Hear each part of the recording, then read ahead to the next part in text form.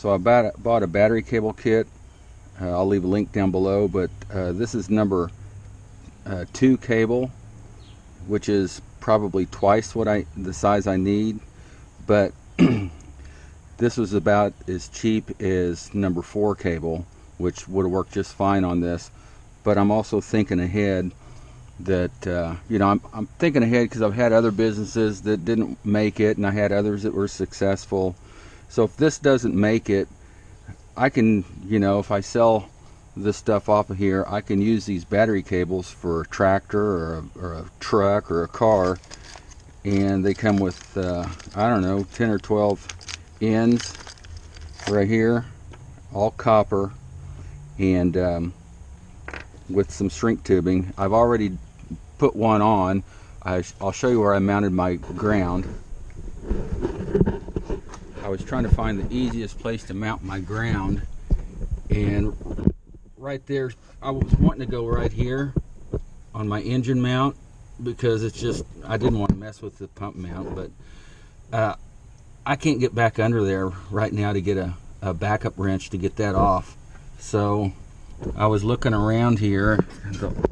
I had 2 little 5/16 bolts I could use up there, but it's kind of close to the muffler, and I wanted something at least 3/8 inch, so I just chose to put it right here.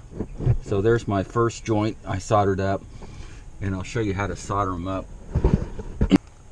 So I mounted that first. I didn't just measure and then make a battery cable.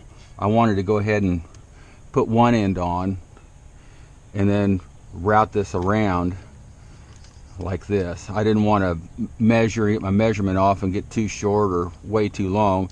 It's better to be long, of course. So I want a little length here, so it's not, everything's not pulling. So I want to get a little loop here, so you know, we got some flexibility. If you bring it tight and this battery moves around, this tank moves around where I've got this, it's just not good. So I'll give a little space right there and cut it right there.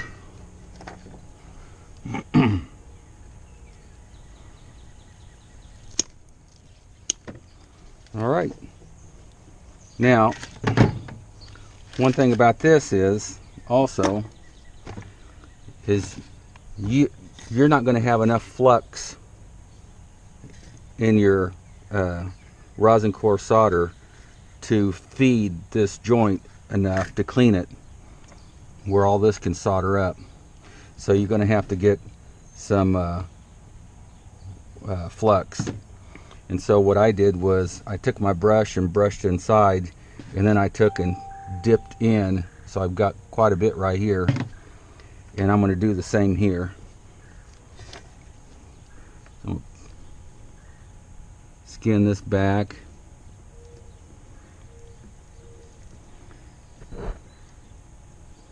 Yeah.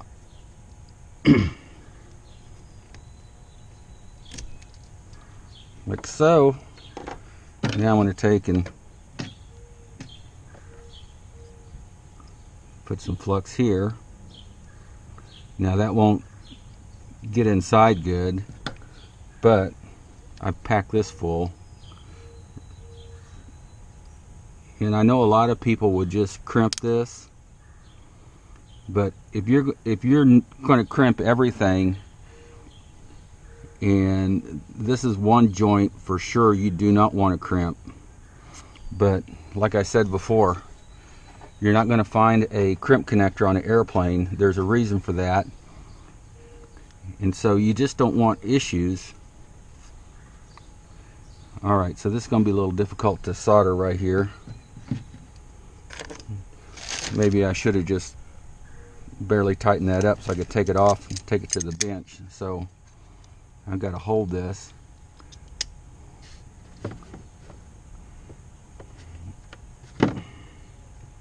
So I know you guys are freaking out because I'm next to my cable here. Alright, I got one strand out. I'm just going to bend him around like so. Alright, so I've got to get I've got to get quite a bit of heat on that joint. So I'm going to use my big torch, turn it down a bit, but there's hardly any turning down. But before, I'm going to show you here, that's going to take a lot of solder. Not only do I want to solder that joint, I want to fill that joint so nothing gets in there. So I'm going to pull off about this much, put a little kink in it so you can break it.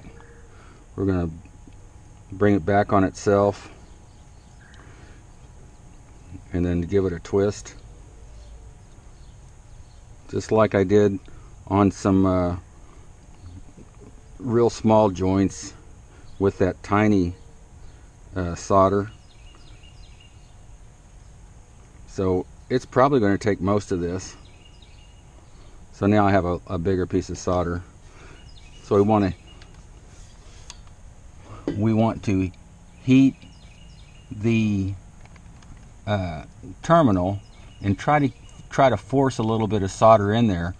Once you start getting a little solder in there, then it starts spreading out, and it actually helps transfer the heat into that wire.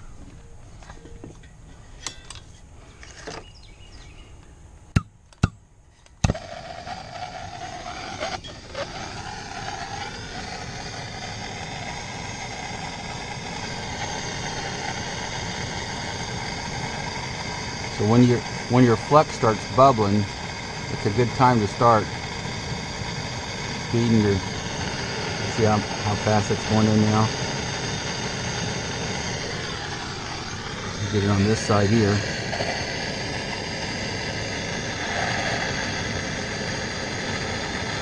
And just feeding that flux in. It's hot enough now. I think I can just keep feeding in. No, thought I could, but that joint's not full yet. I want that joint full.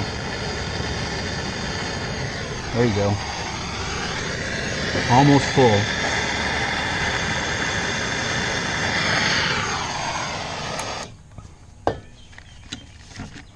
Okay, so that joint is full.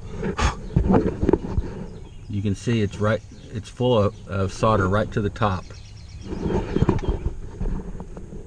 So that's how you want to do it. So we'll let it cool down a bit.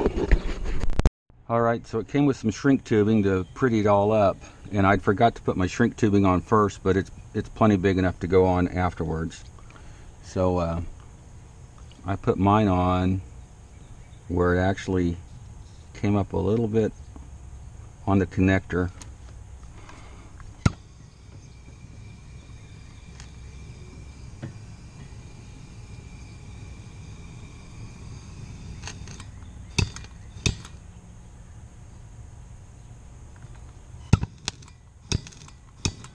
Makes it pretty.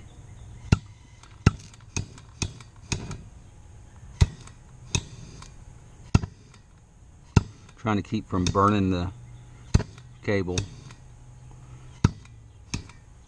Alright, so you can tell that joint got full because it ran up and out and down here. I'll take a little bit of that off with my knife, but that's not really a huge problem unless it's just really globbed on there. So I got my water bucket filler up right here. This is going to hang out the back.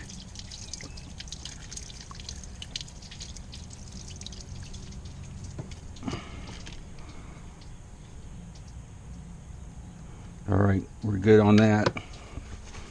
So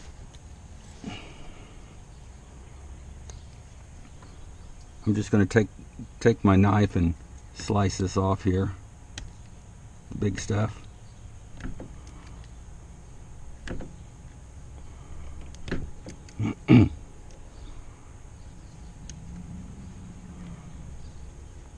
One good thing about lead, cut it with a knife.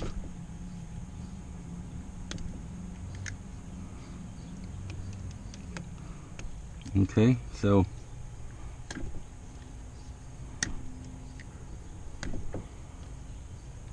So it's going to be just fine.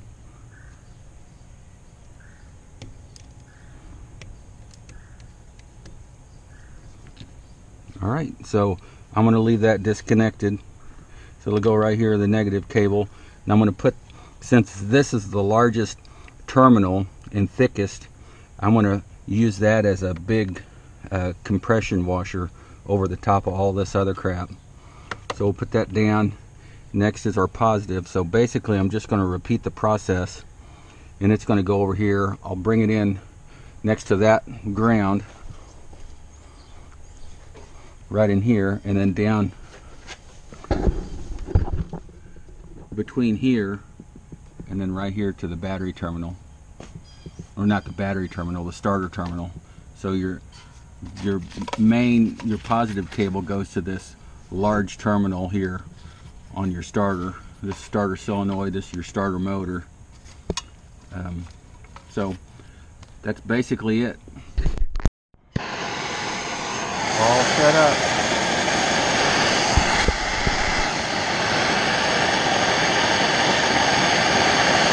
I'm going to wait for the flux to start bubbling. Alright, it's starting to spit.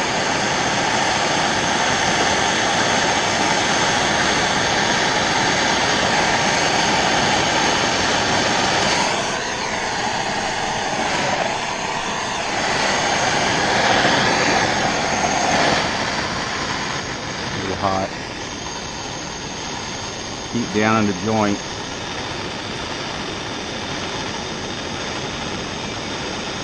Feed it that lid till it doesn't want anymore.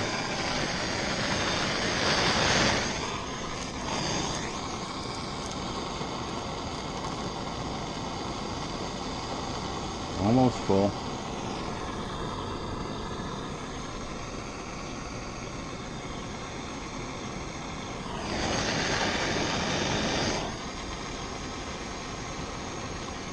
That looks good. All full.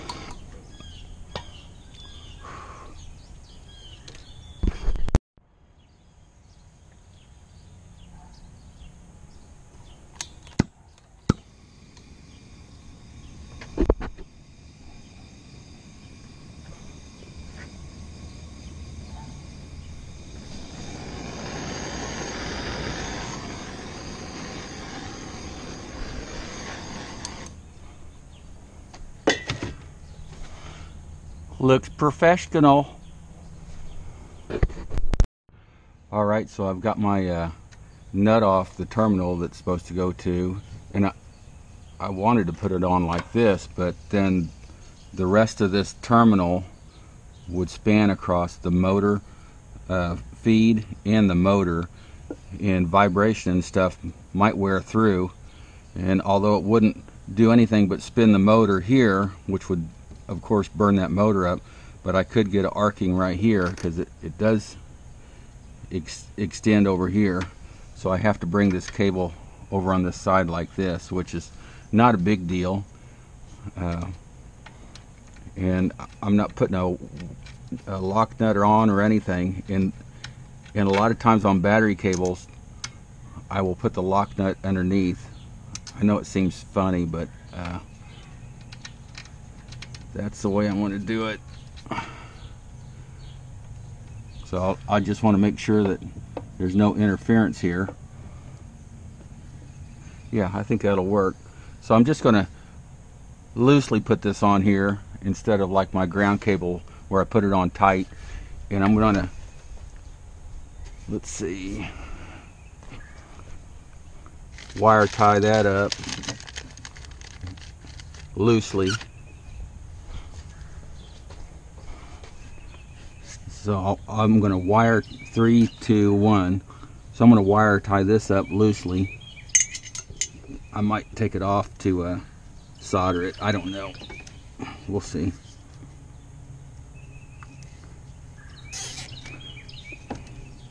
So this will go up here like so. Yeah, I'll probably,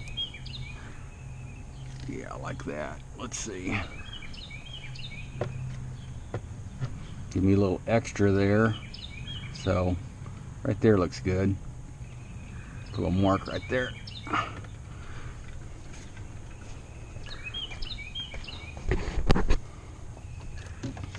Alright, so there's my mark. We'll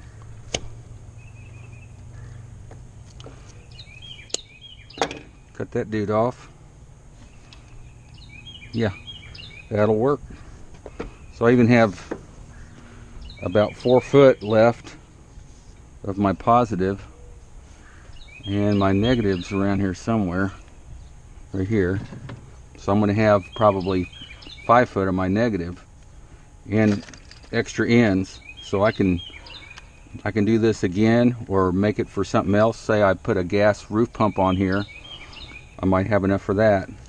But all this, I think there was 10 feet of negative and 10 feet of positive, and let's see, 1 2 3 4 5 6 8 9, so there was 10 connectors too, and that was cheaper than if I went and bought smaller cable wire like at O'Reilly's or something, battery cables, and put on here. So this way I get them exactly the way I want them to.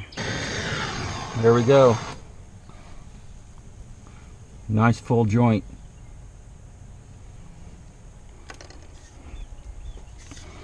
Yeah, I'm open for jokes on that. Nice full joint. I did grow up in the 60s. Like my sons say, Dad, you grew up in the 60s, you were addicted to drugs. I said, I never did any drugs. Alright, here's a tip. When you're soldering wire or anything that you don't want to corrode, you want to use rosin flux. So I still think it corrodes a very tiny bit, but I mean hardly at all. The other type of flux is called acid core or acid flux. So the acid is for like nastier joints, that's non-wire, mostly for like copper fittings, bronze fittings, anything like that, where corrosion isn't a huge issue, and it also works better. It really cleans the metal, so you don't have to get everything perfectly clean. So that's what you want to use, and that's what's inside this solder. It's got a little hole all the way through it, and it has some rosin flux inside of it.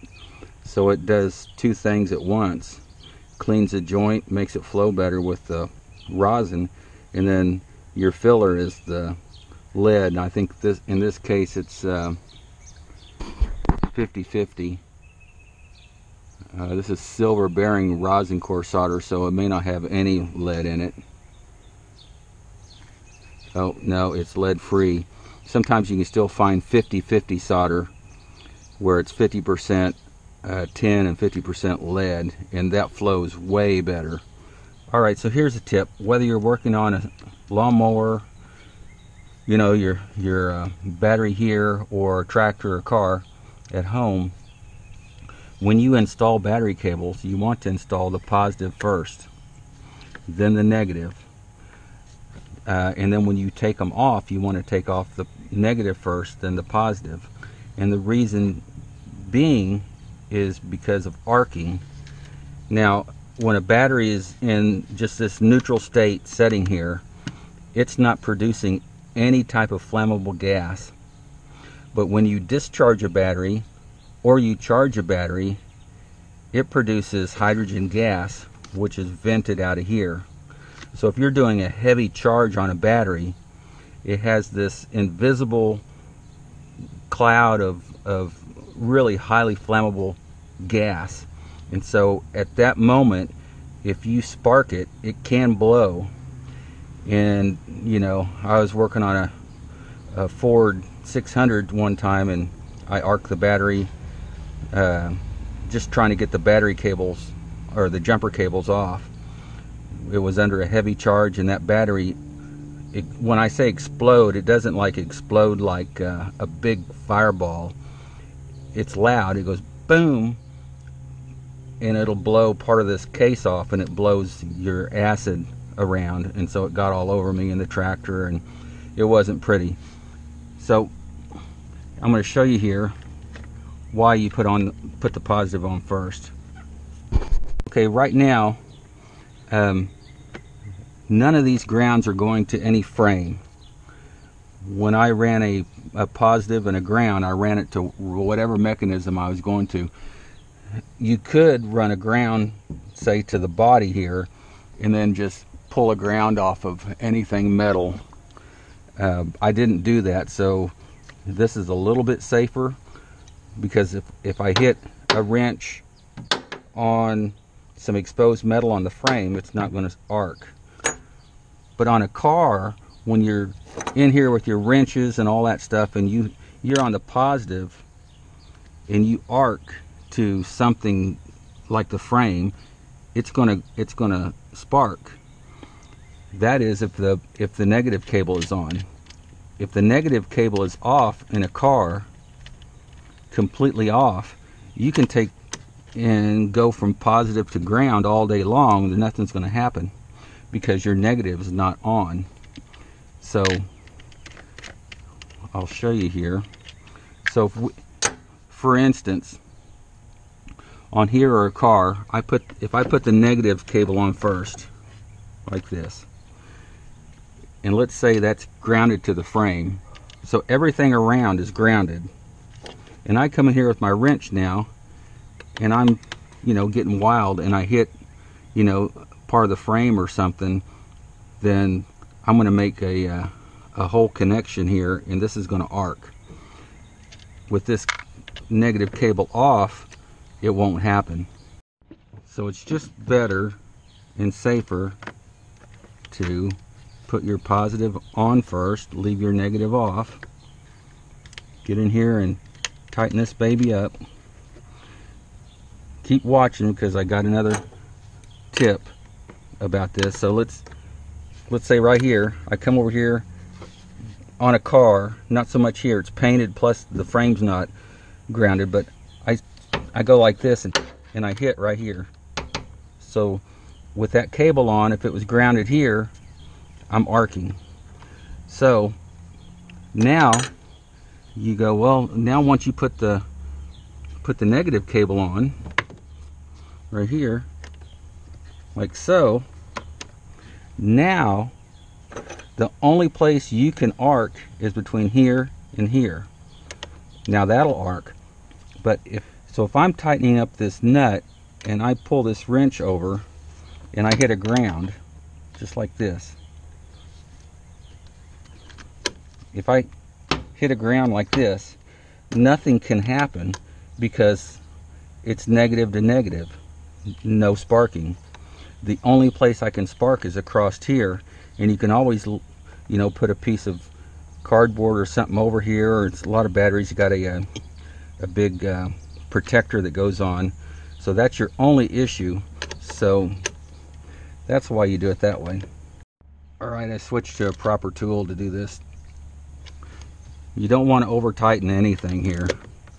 Now I do run a small risk here if this was a car, but I've got a non-conductive handle on here, but I just want to get this a little tighter.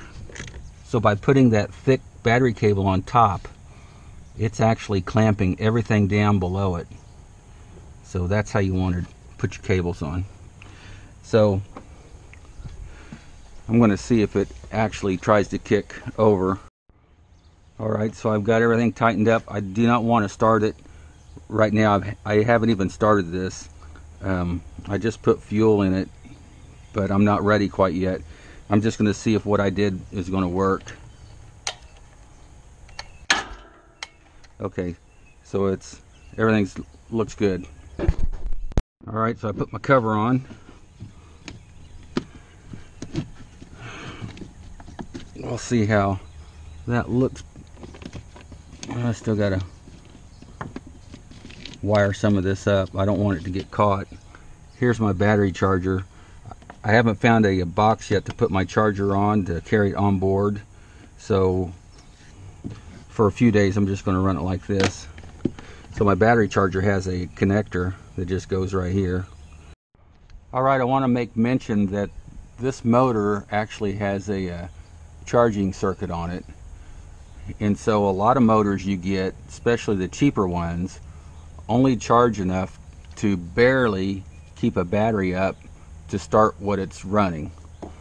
So for instance, this one here I believe has a 3 or 4 amp charger on it.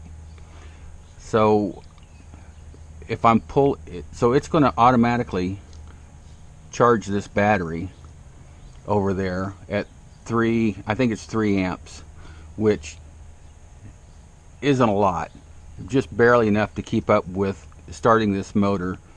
So in no way is that big enough to charge the battery for my 12-volt system. For what that's going to use and how what this is going to put back in it.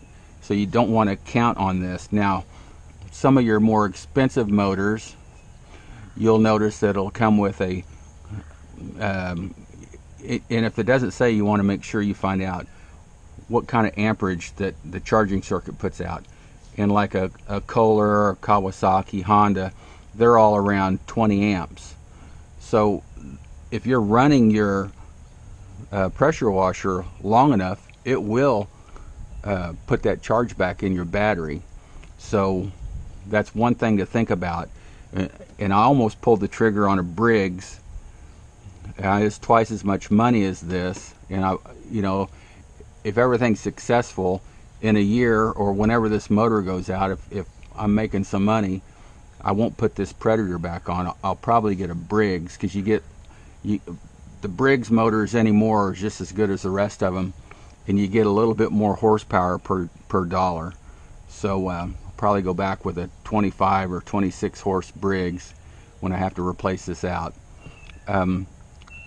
And so when you pay more money, part of that is your charging circuit. So don't put one of these Predators on and think it's going to charge your battery up to run your 12 volt, because it won't, or any lights and stuff like that. So here's something I didn't think about. When I bought these lids for the buckets, I wanted to keep the water out of the buckets, and I've got a video showing how the lids work. But now, like, you know, it's been raining, so now I have to be careful when I get these lids off to keep water out from inside the bucket. So I don't like that at all. Now if the bucket was covered, that'd be fine, but if I have some chemical in here, some dry chemical raw in the bucket, but just so happens, you know, my hydroxide's in little containers, but I mean, if that if you had dry powder in there, that wouldn't be a good deal. Alright, so the manual says to use 1030 oil in it, in the motor. So I've got 1 quart in it. It says it holds 2, but I'll put about 1.5 quarts and then check it. So I'm going to break it in on this oil, and then on my first oil change I'm going to switch over to AMSOIL. And I put AMSOIL 8090 in the gearbox already, so there's not too much breaking in on that. I'm just an AMSOIL fan.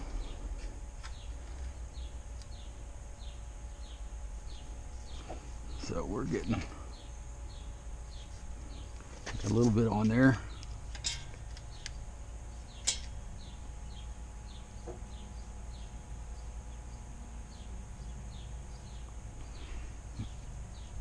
Well, it looks like I got 1 3/4 quarts in it, and I know the filter's not full, so I'm going to see if it'll crank up. And I mean, I haven't even tried it, so I've got a little bit of fuel in there. got my oil in it. I have my water on here, and my bypass valve is on. I don't have a nothing on here, so it's just going to blow out of here. So the next thing to do is see if this baby fires up. I don't know how long I'll run it. Let's see. I'll probably run it 30 seconds and then let it set for a couple minutes and then check that oil. So you guys are going to hear it for the first time, hopefully. Can't cross my fingers. Hopefully for the first time, just like me. About half throttle. Okay. I'm going to check again. I've got that pump came from the factory with the oil in it. There's oil there. I got oil in there. That's AM's oil in there right now. And then I just put oil in the motor.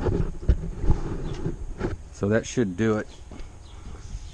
We'll see what happens. I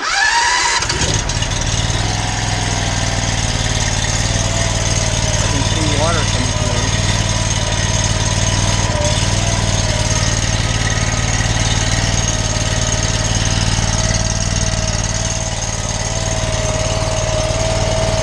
We're leaking right here.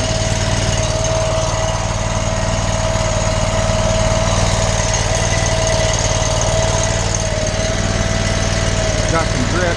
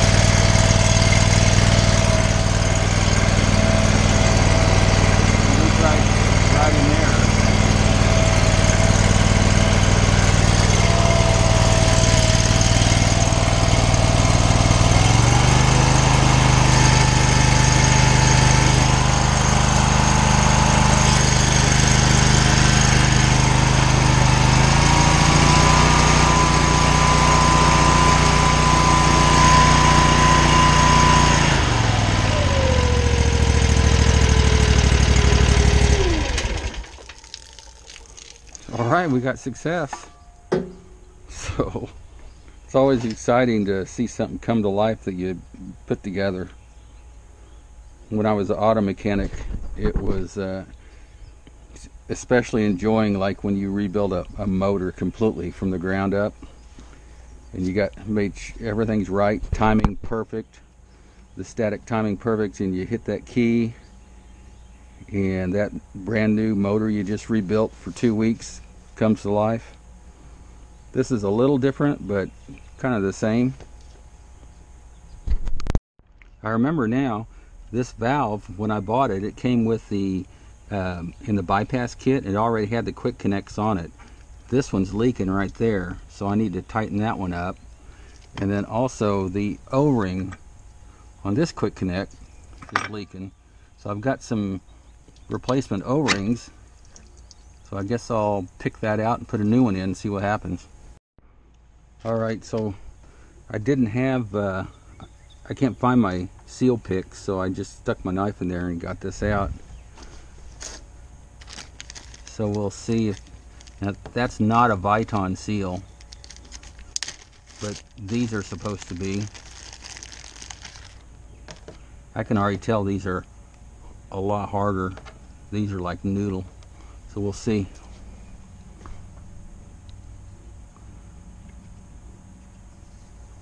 I have to get something blunt. Here we go, got air check.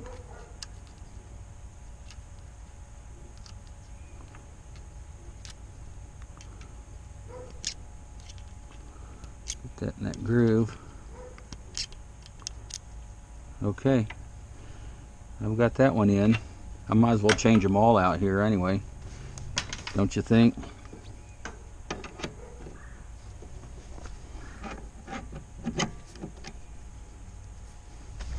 Let's just go ahead and change all these out. Alright, so I changed out every O-ring on every quick connect, and I had to take this one off to do it. So, you know, even those can't cost another 2 pennies more for the factory to buy those. And if they were to add $1 each and say all of our quick connects have Viton seals in it, everybody would pay for it. So they make more money, and we wouldn't have to be jacking with leaky crap. I mean, I'm hoping it's not leaking. I guess there could be a scar or something on that male fitting, but anyway, so I just checked the oil, and it's actually a little bit over full. The manual says it takes 2 quarts, but you see I got just a little more than 1.5 quarts in it. So I'm going to run it a little bit and check it again, but it's about 1/4 inch over the upper mark. So this time I'm going to fire it up and put this gun on here. So I've got a M5 on here for 7 to 12 gallons per minute, and we're going to see how that works. So I'm going to hold my gun on, and since it's warm, I'm just going to, I want to note too, my unloader is all the way loose too. It's all the way out. So I think that'll help. It was helping, you know, bleed this out without having a bunch of pressure. So let's give her a try. Gun on. Must like choke.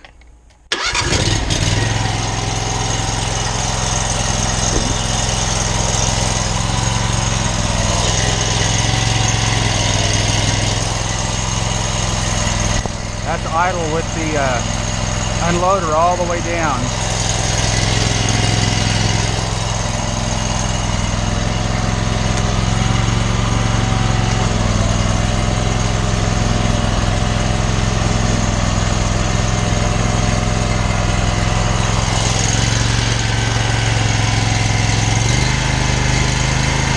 Half throttle.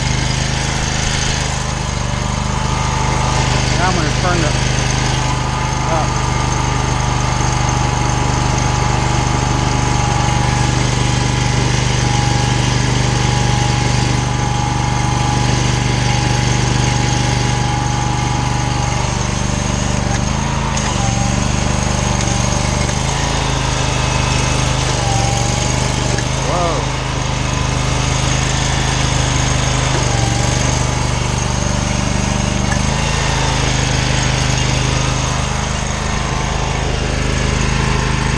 Oh, I don't have my bolts in there. That's my fault.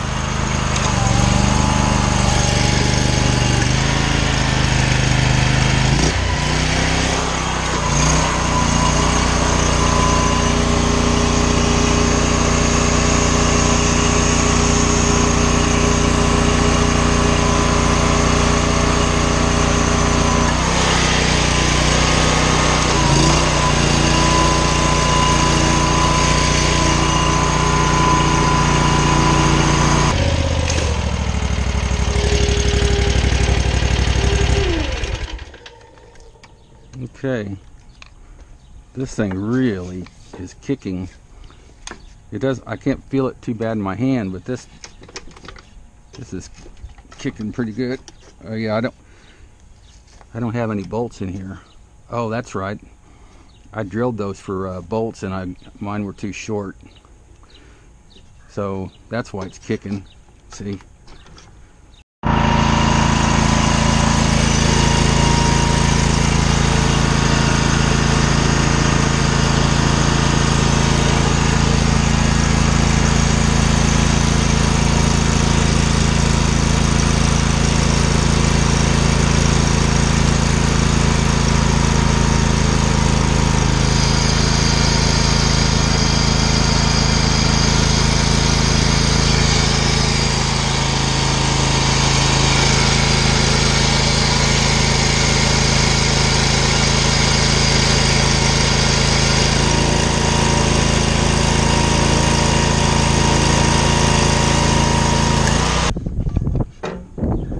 ball valve works. Plenty strong enough. Yeah, that's pretty cool.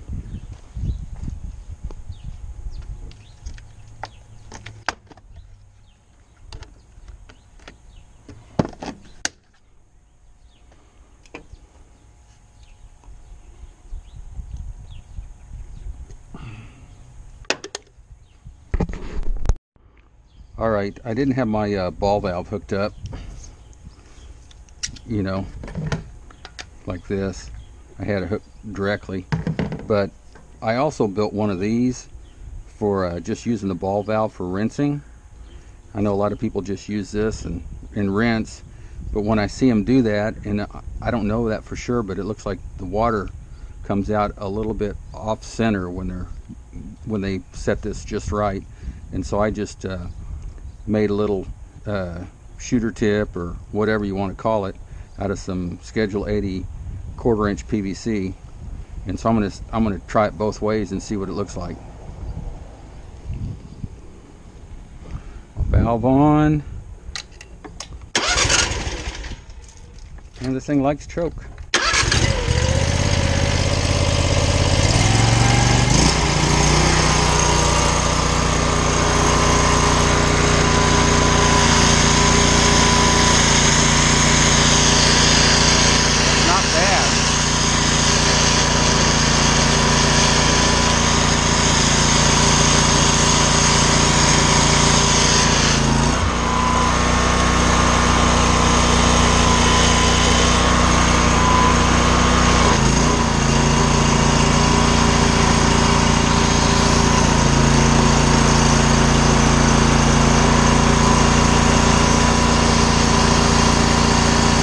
I'm gonna see how far it goes.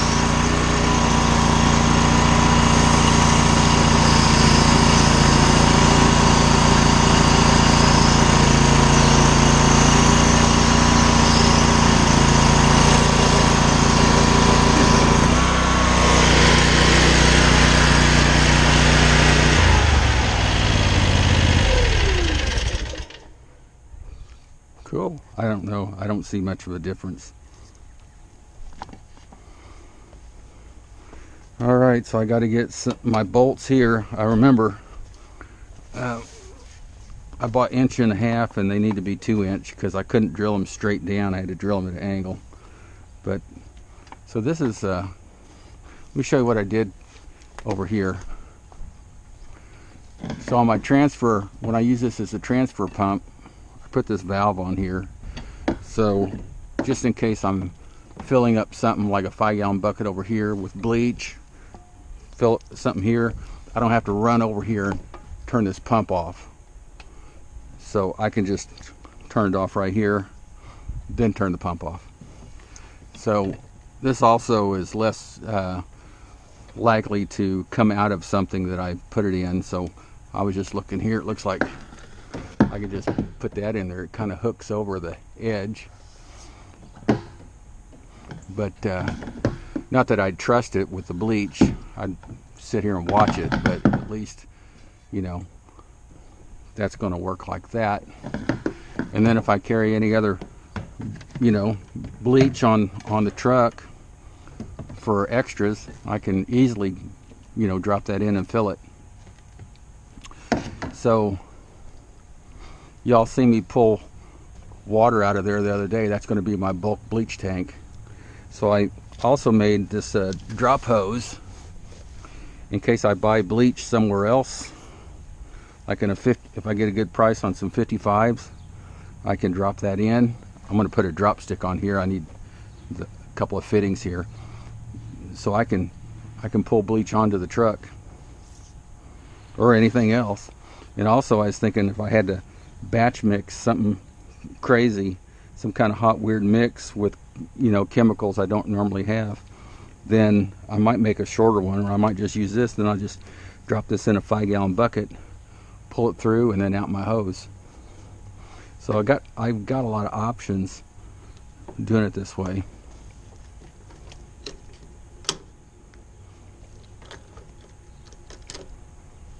I just hate these drips all over. Dripping there. I mean, I remember tightening that up. I really cranked it. And then I tightened this up again. I got about another half turn out of it, and it's still leaking. This one stopped, almost stopped. So I'm going to take this one off and dope it, put it back on, cross my fingers. But the quick connects did not leak with the new seals in them. Okay, so I did happen to buy a pressure gauge, and I think what you're supposed to do is run these just about whatever the limit of your pump is. So this one's rated at, I think, 11 gallons per minute and 3,000 pounds. Of course, it's not going to do the 11 gallons per minute, I don't think. I'm hoping to get 9 out of it, but I really don't know where to set this unloader, so I'm going to hook this in here, and I think I'm going to not go to 3,000. I'll just go to like 2,800. So let's see, that would go in here. Oh, I've got some pressure on it. That would do it. All right, so now let's see what happens.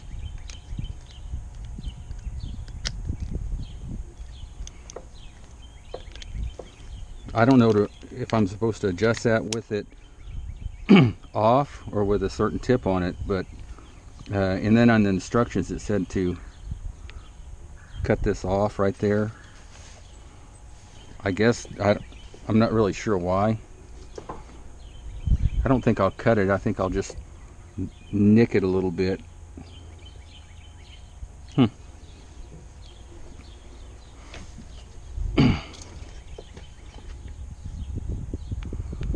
All right, so I'm not going to cut it off. I'm going to slot the top, I think. Let's put a cut in it.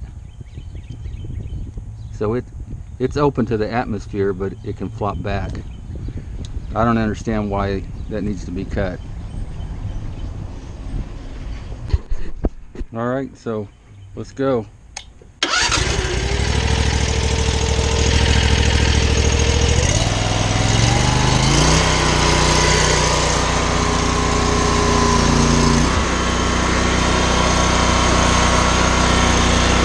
We're at 2,000.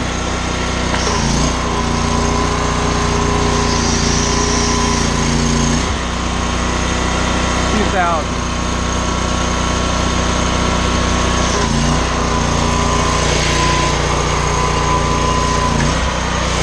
All right.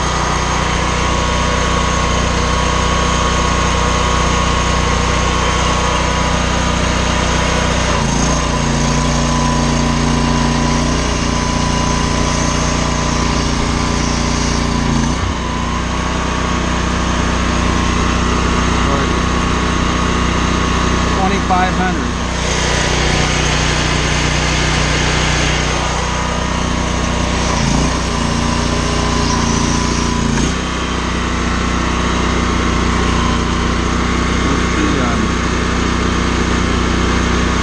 $27.50.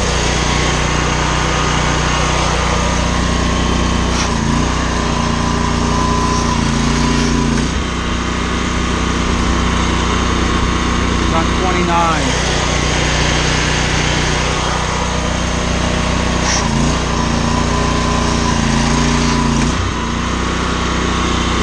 Here we go, 2,800.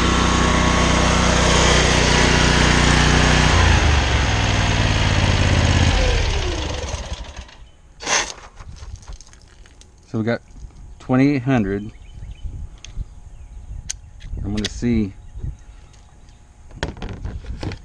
what I'm running with this gun. See if that makes any difference.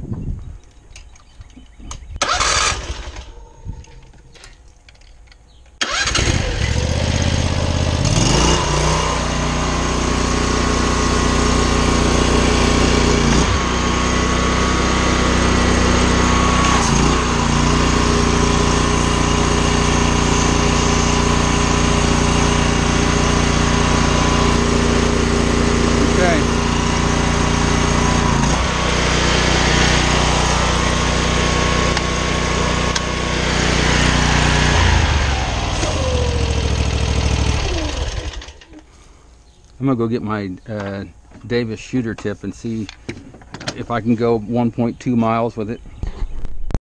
Alright, I have the Davis shooter tip on. I got a 9-10 gallon per minute pump, 2,800 pounds, and I've got their I think it's an 8 gallon per minute tip, and we're going to see if, I think this is rated at 1.2 miles, so I may have to walk it off.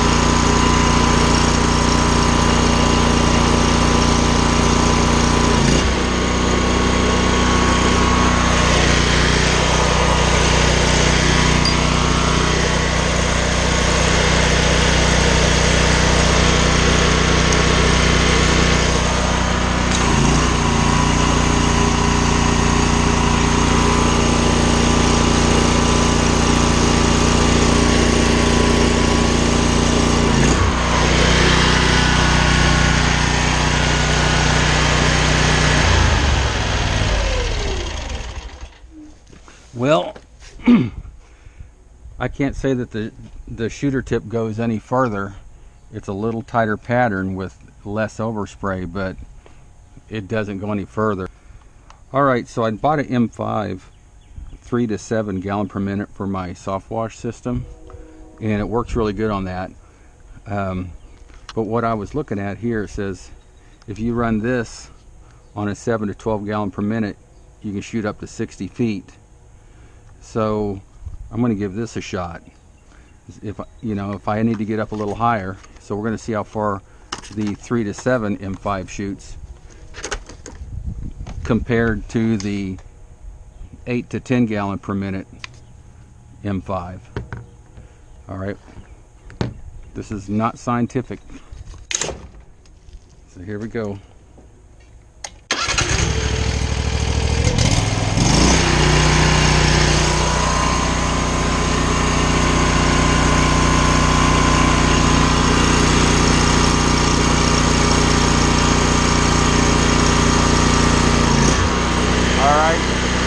I'm hitting the neighbor's chimney pretty heavy with this. So we'll go with the 3 to 7.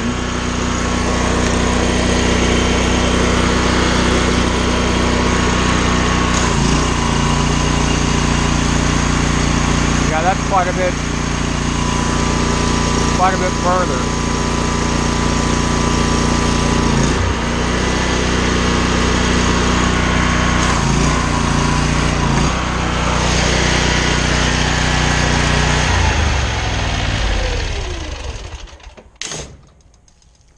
Yeah, that's actually going to be a good tool to have in my arsenal. I won't have it on there very often. I'll probably be using this, but if I need to go a little further, I'll just use the smaller M5. I don't know if I'll be, the 3 to 7 definitely shoots a lot farther than the shooter tip. So I don't know. I'd rather probably switch between these two than my big M5 and the shooter tip, but time will tell. Alright, so I'm going to test out this surface cleaner. Russ Johnson sent me what he thought I needed. So it looks like it's a Whisper Wash Ground Force 24-inch. So for now, I'm just going to use the gun that's on it.